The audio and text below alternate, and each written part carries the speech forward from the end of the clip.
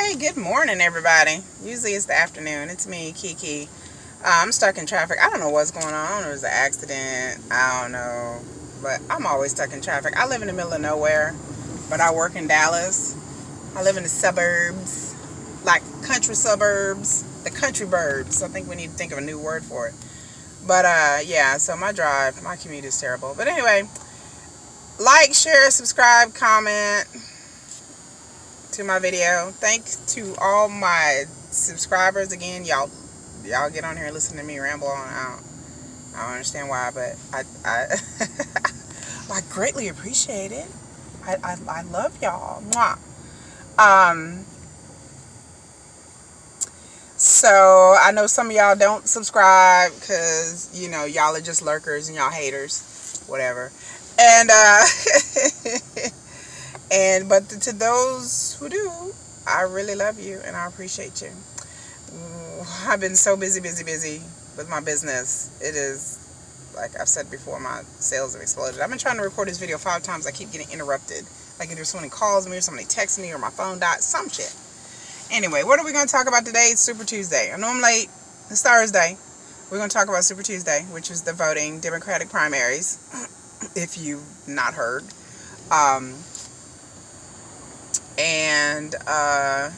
It's basically Super Tuesday is a way to thin the herd. We had a lot of candidates, so some have dropped out. Bloomberg has dropped out. Breaking news, Bloomberg dropped out yesterday. Thank goodness. And so now we're down to Biden, Uncle Joe Biden, Elizabeth Warren, and Bernie Sanders. Those are the 3. Elizabeth Warren probably should drop out soon. Amy Klobuchar and Pete Buttigieg, they dropped out before Super Tuesday, which was smart for them because they were just wasting their time and their money. They wasn't getting a lot of any kind of vote. So, and the results shocked a lot of people. People had counted Joe Biden. I can't say that. Totally out of this, but he made a surging, resounding freaking comeback on that ass. Yeah, because Nebraska and Iowa is not a good indicative of the electorate in this country or in the Democratic Party. So, yeah, he wasn't doing good there, but now he's surging. Some people are shook. The Bernie Sanders supporters are all like in there. They are getting antsy. And how could Joe? Because Joe got, I believe, more delegates, and he won more states, especially Texas, where I live, which is a big one. But Joe I keep telling people in the South, tried and true, dyed-in-the-wool Democrats have support here. There is party loyalty here. Motherfuckers remember when we was getting hoses sprayed on our asses and shit, and people had to march at Selma, like older black people in the South, which are boomers, which are, I believe, people over 60 or 65. Demographically speaking, they vote. 18 to 25-year-olds or 18 to 30, 34-year-olds don't really vote. Really, it's 45 and up. But the older you get, the stronger the voting numbers are. I've been preaching this and saying this. If some of you know who I am from Roland Martin Unfiltered, which if you're not watching that on YouTube, it's independent, it's black. Roland Martin is awesome. I agree with like almost everything that he says because he keeps it real. And he tells it like it is, and he doesn't tell things from a slanted emotional view. Roland has not endorsed anybody, and neither have I. I have not come out anywhere on my Instagram, Facebook, chat rooms. I haven't said anything about who I endorse, who I voted for. Texas had early voting, so of course I've already voted in the primaries, and I've already voted locally. So, because in my mind, I don't worship at the altar of celebrity. I've said this before in other videos. I don't cape for people. I cape for myself. I go hard for my kids. I go hard for the people that I actually really do know. I don't look at people on the mountaintop and hero worship. I don't do that. There's no point. People are people. All the candidates have some kind of flaw, or all the candidates have great ideas. All the candidates have things that I agree with, pretty much for the most part. I mean, there's not a lot that I could say fundamentally that I disagree with any of the candidates on. They all want to get to the same place, but they all just have different ideas on how to get there. And that's okay. And then you have people that don't disagree, that do disagree with certain things. They were, blaming the boomers. It's their fault. No, it's basically numbers. Voting is numbers. How the hell do people not understand this? You have to vote. The young people, they get on here, and like I said, I'm finna hurt some people's feelings today, but I don't give a shit. A lot of these young people, I wouldn't say just Bernie supporters, young people in general, and I don't mean to go in on the young people, okay? Because we were all young once, okay? I was young and full of vim and vigor and occupied Wall Street and stop the war. I was anti-Bush, Occupy Wall Street, all of that in my youth. Before I had children, before I was married, before I experienced a lot of things that a lot of life experiences. It's easy to have all that fire and vim and vigor, but then again, I did all that, but I didn't get out and vote. Like voting has really never been a really important, sticking point issue to me, especially living in a red state. So I'm from Michigan, but I left Michigan when I was a child. So my voting life has been in Texas, which is notoriously frustrating because people here don't vote their numbers. But anyway, we're getting off topic. You have to vote. You can whine and complain about the older generation of black folks who really helped sway this race. But the point is, endorsements matter. Joe Biden had endorsements. He's been in Congress. Him and Bernie been in Congress, just about as long. Bernie maybe a little bit longer. But Joe Biden knows people. And really that's what politics is, a lot of nepotism. Politics is a lot about who you know, who you don't know. And when it comes to getting elected, who is going to throw their support behind you? Bernie, I just haven't seen a lot of people in Congress or mayors or any political people really back him publicly and endorse him. I may be wrong. I don't really follow a lot of the political rallies or campaigns. I don't. I'm mostly focused on what issues and what plans that they have.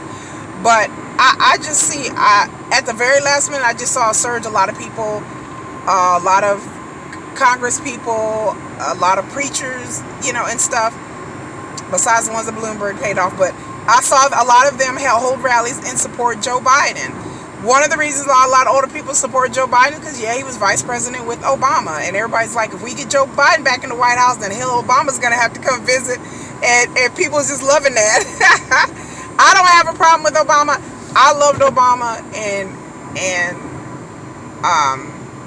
deeply. Like I have this real love of President Obama. I didn't look at president as some black president messiah. I saw Obama for what he was, which was a moderate and a centrist. Obama was all about like forming coalitions and getting people together because that's what he was used to in Chicago. That's what he did in Chicago. But don't underestimate support. You have to have support of your party. You have to gain the support of all people against many different demographics. It can't just be black people. It can't just be white people. It cannot just be young people. It cannot be old people. There are people who voted for Joe Biden that wasn't over the age of 65. There was a lot of people that were in their 40s and 30s that voted for him as well. And some younger people too, who, but the idea that you're gonna like, we're gonna shake the system and we're gonna revolutionize, I am all for that. Like I tell people, just because I'm a realist, I'm pragmatic, realistic motherfucker. I'm not, pie in the sky, everything's gonna work out. I'm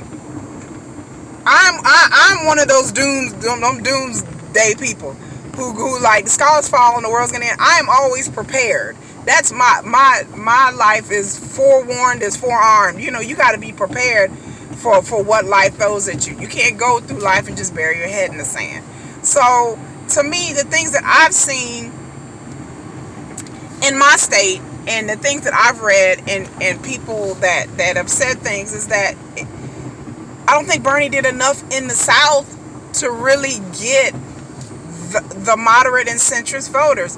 Bernie has said things about we're going to shake up the system and the Democratic Party is fractured and it's, run by corporations. Every political party is. First of all, I can't believe anybody was shocked because there's been other politicians that's been saying this for years, but maybe because the young people weren't alive then. But I mean, the things that Bernie say, I'm like, okay, big pharma corporations, we've been saying this for years. I'm like, where were y'all at? Occupy Wall Street. People have been trying to shake up the machine for a long time, and it's going to take more than just one politician to really move and change things. We live in such a generation now these days. Let me tell you, people. Let me fucking tell you. Where it's instant gratification. And I'm guilty of it. We're all guilty of it. But it's fucking up our thought processes. And it's causing knee-jerk emotionalism and crazy reactions in people online and in real life. No one is going to change America in 4 years or 8 years. It's not going to happen. It takes a while to pass legislation. It takes years before you'll start to see the fruit of that legislation in a lot of instances. Sometimes people do things and make bills and sign things and they don't see the ramifications of it until 10, 15 years later. Because it takes time for things to unravel or to put itself back together. So the idea that you're going to elect anybody that's going to come in and shake up the system and change the system, again, you don't run the country. People may have said things about South and boomers, but you got to understand, we live in a country. We don't live of a country of just your opinions and your beliefs and your ideas, or my opinions and my beliefs and my ideas. God knows I wish that was so, but I think, like Karen Hunter said, which if you guys don't listen to Karen Hunter, you should. A lot of people are just worried about being right. The country be damned. They want to be right. And they don't care anything about the country. They just want their way about things, not understanding that there are people out there who don't think like you. There's people out there that don't live the same life that you do. There's people out with different cultures, different experiences, different habits, different political views. They were raised differently. I think a lot of the problem with a lot of my fellow liberals is that they live in these liberal states or these liberal towns or liberal counties. They listen to radio, TV, news that agrees, that backs up and reaffirms their opinion. They read things that back up and reaffirm their opinion. And they get in their mindset where they don't understand that, okay, wait, is my opinion the majority? No, it's not. It's not. And then they get butthurt over it. That's just truth. The alt-left, I'm talking to my brothers and sisters out there, the alt-left, the people who want reparations, the people that want Medicare and health care and free health care, I am all for that. I am for reparations. I am for health care, good education. But there has to be some questions that are answered as to who is going to pay for it and how. It's easy to say, well, we're going to tax billionaires and we're going to do this and do that. Yeah, that sounds good. But billionaires sure in the hell don't want that. But then there's a lot of average, everyday people who aren't billionaires or millionaires that don't want that either. Why? There's various reasons. Some people just feel like, it's not fair. Some people feel like it's economic. I don't mind raising the taxes on billionaires, but it gets to the point where if you raise the taxes too much, they're going to take their money to tax shelters off seas, or they're going to take their businesses and move them out of the country where it's cheaper and more economical for them to have their base of operations and just have satellites in the United States to where they don't be leveraged with high taxes and tariffs. You have to have some sort of balance in this country. I'm not saying the wealth gap is crazy. I'm not saying that's not something that you should fix, because it should be fixed. But the idea that the things that you say is going to alienate certain people, you have to be careful of that, because you want their votes. If you're a pundit on MSNBC, or you have your own TV show like Bill Maher, or you have you're a YouTube content creator, or you're somebody just commenting on a board. You can say whatever the hell you want to say. You can think and feel and have opinions. You're not trying to get votes. But if you need to get votes, then you cannot alienate certain parts of the voting populace who are also in your party. So, yes, both parties are run by centrists and moderates. I thought everybody realized that the alt-right and the alt-left, they may make the most noise, they may get the publicity, they may talk about, yeah, we're gonna have an alt-right revolution or alt-left revolution, and we're gonna change things, and we're gonna make this country great again, or we're gonna change things and do this. But you need other people to pass laws. You need to reach across the aisle to the people in your own party who may not. I mean, people just assume because you're Democrat and you're a Democrat president that, okay, they're going to fall lock and step. Republicans do. Democrats do, for the most part, do, but then some don't.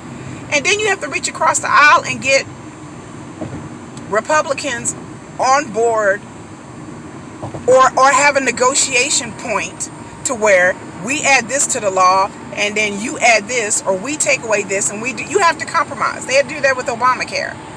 But if you come across as a person that is not really down to compromise, then I'm sorry to, even the Warren supporters and the things that she institute. Like I said, these are all great ideas. Don't get it twisted. Just because I say this, because I'm an objective kind of person. I'm pragmatic. I'm practical. I'm not on emotional. I'm not trying to ride the wave, the tide, the highs of, yeah, we're gonna do this, and oh yeah, oh my God, I'm so excited. I'm not an excitable person. I'm the person in the corner going, oh, that sounds nice. So how much is this gonna cost? What are we gonna do? I'm a planner. I'm writing lists. Like, y'all can deal with them cult of personalities if y'all want to. But I'm the person in the corner going, yeah, that sounds good, but how are we going to pay for this? How is this going to work? Again, a lot of the things about education and healthcare, Medicare, are run by the state. So what are you going to do? Are you going to make new laws and force the states to do things? Or are you going to take away the powers of the states? Like I said, I'm in Texas. We have state colleges here. We have HBCUs that are run in regular colleges that are state funded. So if you're talking about giving education vouchers or free education or tuition, then I'm like, well, somebody has to pay for these schools and their infrastructure and their teachers. Is the state going to pay for that? Is the federal government going to pay for that? That's a big issue, because people act like everything is federal. A lot of it is state. A lot of healthcare program, Medicaid, they blocked that shit here in Texas.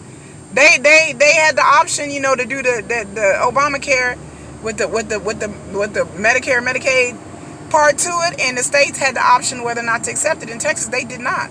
Texas, we are one of the worst states when it comes to Medicare, Medicaid, any kind of subsidies, any kind of assistance. There's other states where people get these things. People talk about, like, welfare and stuff like that. A lot of these programs are state run. I don't understand.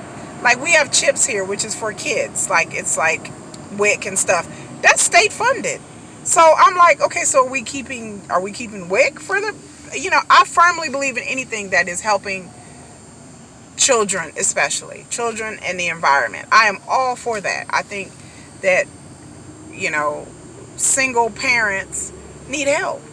Especially if they're struggling, they're trying to put themselves through school and they don't have any kind of familial support. But the thing about it is there has to be some level of practicality. A lot of these older boomer voters, they want practical shit. They want you to break it down. They're not dumb. They're not just one-note voters. They are very savvy voters. And they are not just, okay, we going to the church, so hey, girl, let's go down, go get our vote on. Let's go get Bernice real quick. No. They are like, how are you going to pay for this? Is this going to affect my retirement? Is this going to affect my taxes on my house? Is this going to affect, my bottom line? A lot of them are very fiscally savvy. And believe it or not, a lot of the boomers are very conservative. They don't believe in democratic socialism. A lot of them, you say socialism, and they think about Russia and Germany, and back in the '60s and shit, because they lived through that. I respect them. I respect the boomers because they with age comes wisdom, and even at my age, when you're young, you can be this radical leftist and just be like, stop the war, like you have all this vim and vigor, and once you start having children, your focus and your goals and the things that you have to think about increases, and you understand that there's more to just life than just my selfish opinions and what I want. Then you start working in corporate jobs, and you start talking to people. And again, I tell people, get out of your liberal bubble.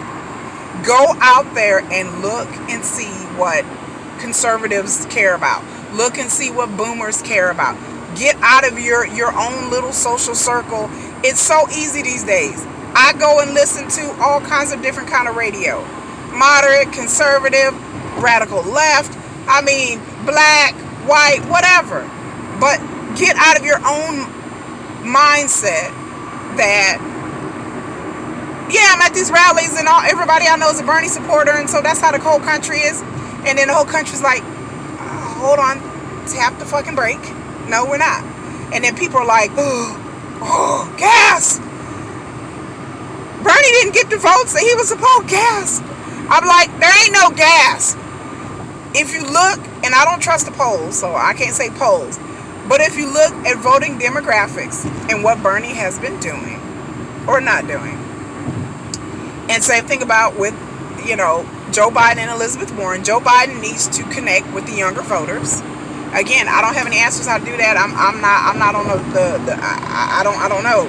I've never worked in a campaign before, but Joe Biden needs to connect with younger voters, and Bernie Sanders needs to connect with the over 65 crowd and the moderates, and it's the moderates or /centrists, because they run the parties, and whether people like it or not, and people bitch and complain about, well, the moderates don't know anything, and the moderates vote, baby. You want change in your Democratic Party? Pull up, do something. Like Rihanna said, pull up, do something.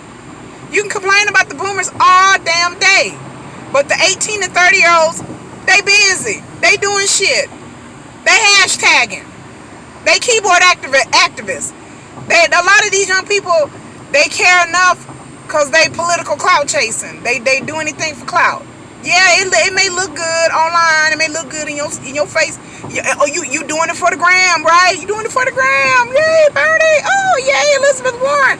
And then you're not voting, or you are voting, but you're not bringing other people to the polls with you. Them 65-year-old people, they talk to everybody at church, in their neighborhood. They like, girl, we voting for the Bidens. We gonna vote for Uncle Joe. He was with Obama. They talk to people. Not saying that young people don't do that. Not saying that Bernie Sanders supporters don't do that, or Elizabeth Warren supporters don't do that. But but the candidates themselves have to get out there and connect with the voters. So, and then if you don't connect with the voters, you will lose them. And then also, you can't say things like, oh, well, the Democratic Party is doing this, and you can't throw your party under the bus and expect people who are party loyal to vote for you either. That's just, again, that's politics 101. That sounds good to the people who wants to shake things up. That sounds wonderful. But the people who want to shake things up, I haven't been part of the DNC. A lot of them are new to the political process. A lot of them are connecting with Bernie's message and everything, and that's great. I am all about original thought, but then those people have to get out and vote. And my point is, you can bitch and whine all damn day, but if you do not get out and vote, then I have nothing to say to you. I let the people speak. In 2016, I was It was not a good day in 2016 on election day in November. But I let the people, I said, the people have spoken. So said the people. I wasn't like, oh, we need to change the electoral college, and they cheated, and electoral college is not for us, and blah blah. I told people, shut the hell up. At the end of the day, the electoral college has been around. Yeah, good luck trying to change it. No, and number two, the people have spoken. Let the chips fall where they may, and bring it on. Because I said, I go with what, if the people, if Trump is what the people wanted, Trump is what the people got. So again, with Joe Biden and Bernie Sanders, if Bernie is what the people want, then okay, then the people have spoken. If Biden is who the people are voting for, then the people have spoken. And there's no whining or nothing else. It's rigged. Well, they got, Joe Biden got people to endorse him. It's politics, honey. That's kind of what you do. You get people to back you the fuck up. Period. You call in favors. He been in Congress forever. Now you mean to tell me I'm running for president? I know all these black people. I'm cool with all these preachers and these other, and I didn't form coalitions in 30, 40 years. You think I'm not gonna call in some favors like, hey bro, what's up? I'm gonna come out to your church and I'm gonna talk to the people, or hey, can you come out to my rally? Yeah, hell yeah, I'm gonna pull up and call some favors. That's, baby, that's politics 101. If you don't understand how the game is played, then I don't know what to tell you. You need to go read up, you need to go Google some shit. That is how the game is played. That's how you get elected in anything. Senate, House, shit, school board. You be like, hey girl, I'm running for school board president. You gonna vote for me, right? I mean, I'm the cheer captain. I mean, come on now. That's how you work your constituency. That's how you win. So Bernie Sanders could do that as well. But again, if you don't have that, then you can't cry foul and sour grapes. Or if you haven't leveraged that, or maybe you have and it's not enough people or not enough power in that, then you can't cry foul and sour grapes, because that's perfectly acceptable in politics. You call in favors. So my point is, is vote. You can get online, get in the chat rooms, you can even comment on my video and piss and moan and whine all you want to. And again, when it comes to political candidate, I ain't married to none of them. I ain't caping for nobody. I said let the people vote. Whoever wins, who wins, that's who I'm gonna vote for when it comes down for the election. I see merits in all of them. I see criticisms in all of them. I see things that they need to improve. And Super Tuesday is just an indicator of pulling ahead the front runner. But there's still states left. There's still plenty of time left for Sanders to get ahead. Warren should drop out. And it is what it is. And I like Warren. I mean, it's nothing. I tell people, it is nothing. People act like voting is personal. Voting is not personal for me. Voting is a means to an end to make life better for this country, for my kids, for me. That's all voting is to me. I cannot like you personally and vote the fuck for you because I like your policies. I mean, it ain't no emotionalism with me. It's not that serious. It's not that hectic. I don't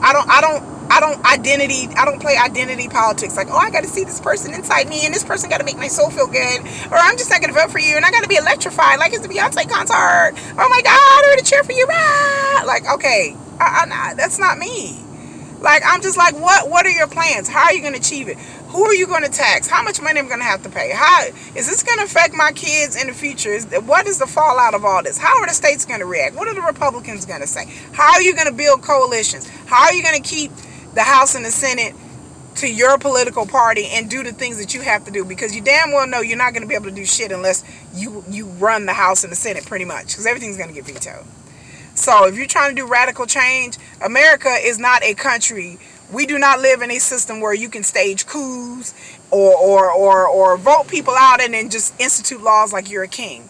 We have a constitutional government. We have a constitutional democracy. You know, I know things lately have pulled the wool over people's eyes, but yes, you have to get things uh, approved. You have to compromise with people when it comes to bills and laws and shit like that. Even for the smallest things. But if you're trying to do something really, really radical, then I'm like, I don't know what to tell you. America is not ready for really, really radical. People like safe. That's just human nature. Humans like safe. So they like things that are familiar. I mean, that's just, you can't fight that level of human nature. So you can't just blow the bridge up and then say, we'll just fix it later. No, you have to make a plan. We're going to blow this bridge up and we're going to stack our bricks next to the bridge, because when we blow it up, we realize we're going to have to hurry up and build a new one because people are trying to come across this damn bridge. So you have to have a plan. And I'm not saying these candidates do or don't. I'm just saying that, baseline level, those are the things that most people are looking for. And then a lot of with the older people, they were saying that race relations was a big issue for them as well, because things are just kind of messed up right now. You got people stunting and doing the most and approaching people, and there's a sense in this country of deep-seated divisions that I have never seen with any all my years. I'm not that old, but I've never seen such deep divisions within people with race relations in this country. Those boomers who are 60 years old, they don't want to go back to the days where they were discriminated against, where people were allowed to harass you and call you the N-word. And they want a country that is more unified. And I can't hate on that. I'm not, because the only way we are going to push forward is that we have to have some kind of meeting in the middle consensus. Because again, we don't live on fucking islands. I'm tired of everybody acting like they live on this island where it's just only them and only the way they think. We don't. We live in a country of people. And there are certain topics and certain issues that are universal, but people just disagree on how to get there and who's going to pay for it and how they're going to pay for it. So once you work out the semantics and the details, everybody pretty much agrees with good education, a good quality of life, good health care, good retirement, having a home. I mean, those are things that are universal to this country, that people, those are American values. It's just how to get there is what people squabble over. So yeah, you just, I enjoyed my Super Tuesday. I sat up all night and watched stuff, and even though I should have been working because I got orders and things to do, I'm tired. But yeah, so that was my take on Super Tuesday. So like I said, that's it for now. I'm almost at work. So like, share, subscribe, save, go to my store, and that's about it. So y'all have a good day on this beautiful, beautiful, sunny, today's Thursday? Yeah, Thursday. I'm going out of town this weekend, so y'all might see me doing some vlogging, because I got to drive to Lubbock. I'm going to see my other half who's working. So, but that's about it, y'all. Y'all have a good day, and peace.